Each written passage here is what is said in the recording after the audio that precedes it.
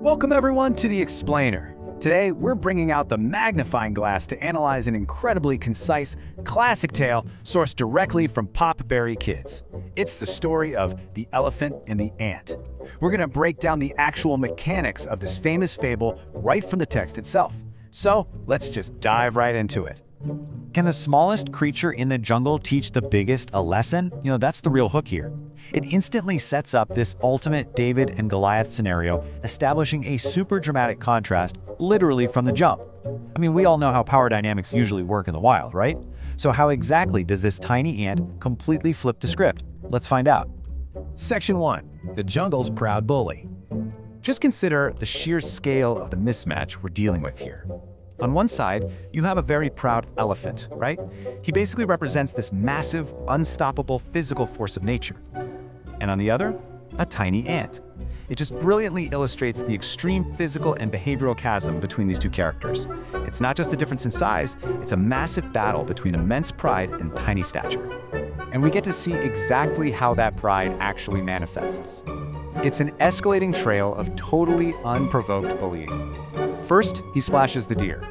Then he pushes the monkey. And finally, he just laughs at a tiny ant. This guy is literally working his way through the entire jungle ecosystem, just asserting his dominance over everyone, seemingly just for his own amusement.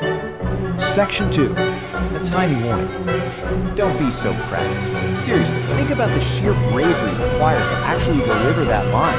You've got this microscopic insect moving all the way up at a mammal that weighs several tons and is issuing a direct, completely unapologetic warning to a giant. The ant doesn't run away. No, it stands its ground and demands respect.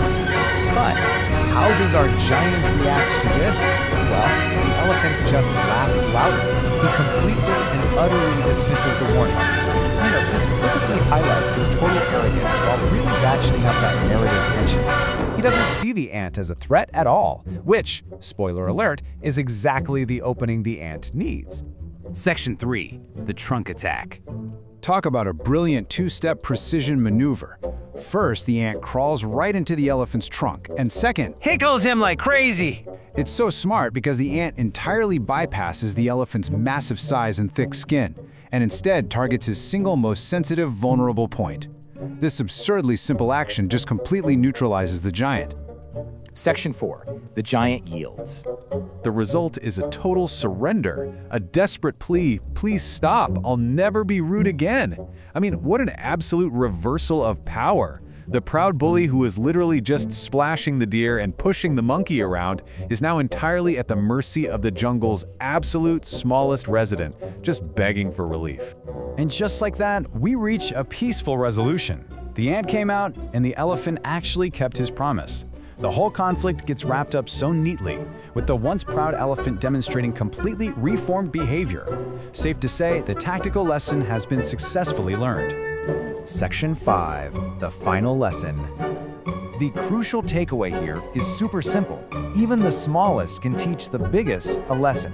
This beautifully central theme just perfectly summarizes the incredible underdog narrative we've explored today. Honestly, it's a really great reminder for all of us. Size and outward power absolutely do not dictate your ability to make an impact or demand respect. Now, just to accurately reflect our source material today, I'm going to share the original sign-off exactly as it appears in the Pop-Berry Kids text. Thanks for watching, and subscribe for more stories. But before you go, I want to leave you with a final thought.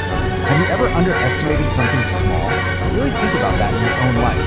Whether it's a minor detail in a big project, a quiet voice in a crowded room, or simply an ant crossing your path. Sometimes the smallest things carry the absolute biggest weight. Keep looking for the big lessons in the tiny details, and we'll see you in the next experiment.